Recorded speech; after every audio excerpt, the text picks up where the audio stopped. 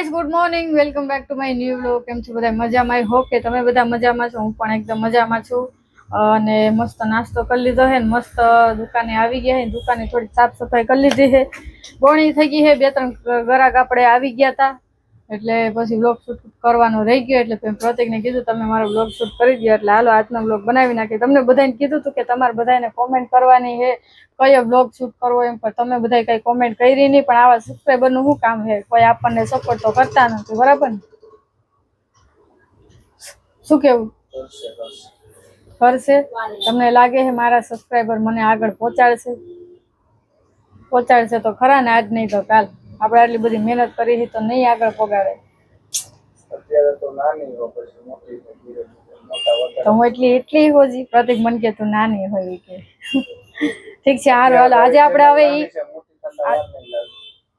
આપણે ઈ વાત કરવાના છીએ કે આજે હે ને ઘરની બધી જવાબદારી અને પ્લસ હું ઇન્સ્ટાગ્રામમાં હારવાર કામે કરતી જાઉં. એટલે જો સવારે વહેલી 6 વાગે ઉઠું હું. ઘરની જવાબદારી એટલે ઘરનું મારે ખાલી કામ જ હોય, હું બીજું કાંઈ ટેન્શન ન લઉં. એટલે હે ને સવારે 6 વાગે ઉઠું હું. 6 વાગે ઉઠીને બધું કામ કરું. ટિફિન પેલા મારે બનાવવાનું હોય. ઘરનું કામ પડ્યું રહે ને તો હાલે, પણ પેલા તો મારે ટિફિન બનાવવાનું હોય કારણ કે આમાં પ્રતિકને જવાનું હોય શોપ ઉપર એટલે એને ટિફિન ને બધું મોકલવાનું હોય. અત્યારે હું ટિફિન બનાવી નાખું. અત્યારે ભલે હું દુકાને આવું છું પણ હે ને ઘરે જઈને રસોઈ નથી બનાવતી. સવારમાં વહેલું ટિફિન બનાવી નાખું એટલે ઘરે જઈને હે ને સીધું જમવાનું જ રહે. પેલા એ હું સવારે ટિફિન બનાવીને આવી દુકાને લઈ આવતા ટિફિન, પણ હવે દુકાન ટિફિન નથી લઈ આવતા. હવે ઘરે જમવા જઈએ કારણ કે હું હવે રોજ અહીંયા આવું એટલે પ્રતિક મને હે ને મૂકવા આવે ને એટલે હારવાર બે જમી લઈ. હે ને પ્રતિક? કઈ બોલવાનું તમારે? હા એને મમ્મી કઈ બોલે નહીં. પછી અહીંથી અહીંયા 2 વાગ્યા સુધી રહેવાનું. 2 વાગ્યા સુધી અહીંયા રહું ને એટલામાં હે ને હું ઇન્સ્ટાગ્રામમાં યુટ્યુબમાં બધામાં હું મારું કામ કમ્પ્લીટ કરી નાખું. જોકે થોડા ઘણું બાકી રહી જાય છે હું ઘરે જઈને કરું. એમાં ઘરે જઈને કરું તો એમાં નેટ તો હાવ પૂરું થઈ જાય. હા, ઘરે જઈને મારે એડિટિંગ કરવાનું હોય, મિની બ્લોગમાં વોઇસ કરવાનો નાખવાનો હોય, એવું બધું કામ મારે. સૌથી અઘરું કામ શું લાગે? બ્લોગર બનવું કઈ હેલું હે? બ્લોગર તરીકે તને અઘરું કામ શું લાગે? અઘરું કામ ઈ હે મને એટલે હજી એટલું અઘરું લાગે છે કે મને એમ છે કે હું હજી એમ આગળ નહીં આવું. હજી મારે થોડીક વાર લાગશે. કોન્ફિડન્સ છે એ આગળ આવી જાય એવું નથી બધા. એવું બ્લોગર તરીકે અઘરું કામ કેવું લાગે તને? વિડિયો ઉતારવું, એડિટિંગ કરવું? એડિટિંગ કરવામાં વાર લાગે. પેલા મને એડિટિંગ કરતા બહુ વાર લાગતી પણ હવે એટલી બધી મને વાર નથી લાગતી. હજી મને કેપકટ વાપરતા નથી આવડતો. હજી મને અત્યારે 2-3 દી પહેલા જ મને પ્રતિકે કેપકટ નાખી દીધું છે. હું મારા વ્લોગ બધા એડિટ છે ને VN એપ્લિકેશનમાં કરું. મને એમાં ફાવે છે. હજી મને કેપકટ પ્રતિકે નાખ્યું છે પણ મને હજી કેપકટમાં હે ને વાપરતા ફાવતું નથી કેપકટ. એટલે હું એનો ઓછો યુઝ કરું. મને VN માં બધું વધારે ફાવે એટલે હું VN માં બધા વ્લોગ એડિટ કરું છું. બરાબર? તમે શેમાં એડિટ કરો ને મને કહેજો ને પછી મને કહેતાય રહેજો કે તમે કેપકટમાં કેવી રીતે વિડીયો બનાવો, કેવી રીતે એડિટ કરો. મને થોડુંક શીખવાડજો એટલે હું થોડીક આગળ આવવા માંડું. જોકે આગળ હવે આવવા માંડી હું. મને પેલા હાવ ખબર નહોતી પડતી એને બદલે મને થોડીક ખબર પડવા માંડી છે. વ્લોગ એડિટ કરતા મને સારું આવડી ગયું છે. થંબનેલ બનાવતા મને સારું આવડી ગયું છે અને વ્લોગ ફોન કેમ પકડવો કેમ નહીં એ મને હવે આવડી ગયું. પેલા મને ફોન કેમ પકડવો ને એ મને ન આવડતું. કાં પ્રતિક? એટલે બધું આની પાછળ હે ને મારા પ્રતિકનો સપોર્ટ છે. એટલે એની સિવાય કોઈ સપોર્ટ નથી. એટલે મારા પ્રતિકનો સપોર્ટ છે ને એટલું તો ઘણું છે. અને તમે બધા સપોર્ટ કરતા રહેજો. તમારા બધાને સપોર્ટથી મારે આજે છે ને 36 સબસ્ક્રાઈબર થઈ ગયા. પછી બધા મોટા સબસ્ક્રાઈબર થઈ જાય નહીં. 2 વાગ્યા સુધી અહીંયા હો. 2 વાગ્યા અહીંથી જઈ અને પ્રતિકને છે ને થોડું ઘણું એનું કામ બાકી હોય. ચશ્મા ને એવું બધું લઈને જવાનું હોય એટલે તરત અમે 2 વાગે ઘરે જ ન વયા જાય.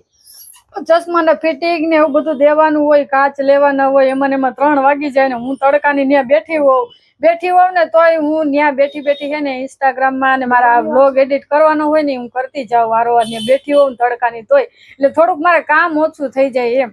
ઘરે જઈને કામ કરું પણ અહીંયા બેઠી થોડું કામ કરી લઉં ત્યાં સુધીમાં પ્રતિકનું કામ થઈ જાય એટલે મારું હારવાર કામ થઈ જાય. પછી 3 વાગી જાય ને એટલે અમે ઘરે જઈએ, જમી લઈએ અને પ્રતિક છે ને પાછા દુકાને વહી આવે. હું બપોર પછી દુકાને નથી આવતી. એનું કારણ છે કે સવારમાં છે ને બાર થોડા ઘણું કામ પડ્યું હોય ને હું છે ને બપોર પછી કરું.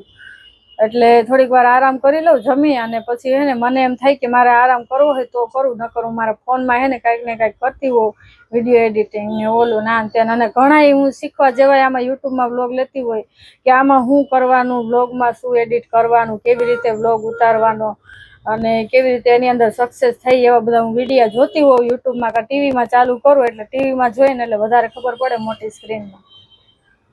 પછી સાંજે 6 વાગે ફ્રી થઈ જાવ એટલે હે ને બધું કામ થઈ જાય. પછી થોડીક વાર હું આરામ કરું, પછી રસોઈનો ટાઈમ થાય એટલે પેલા તમારે સાહેબને ફોન કરવો પડે કે તમારે શું ખાવું હોય. કા ઘરનું કામ કરતો હારવાર બ્લોગ બનાવશે પછી ખાલી ઘરનું કામ? ના, ઘરનું કામ કરતી જાવ ને હારવાર બ્લોગે બનાવતી જાવ, મિની બ્લોગ બનાવતી જાવ. જો કે એનું કારણ છે આજનો બ્લોગ છે ને આજે વસ્તુ કરવી કેટલી અઘરી લાગે. આ અઘરું છે. ઘણી વખત મને એવું થતું હોય કે માય ગયું આ યુટ્યુબમાં કાંઈ કામ કરવું નથી, મૂકી દઉં. આની કરતાં હું જોબ કરતી ની સારું હતું. પણ પછી મને એમ થાય છે એક નિર્ણય, એક ડિસિઝન લઈ લીધો ને એટલે એક ડિસિઝન લઈ જ લીધો છે. એમ થાય કે આ યુટ્યુબ હાટું, બ્લોગર બનવા હાટું મેં નોકરી મૂકી દીધી છે. અને એમ ક્યારેય થયું કે હવે મારે વિડીયો જ બનાવવા નથી ગમતું, હા નથી વ્યૂ આવતા?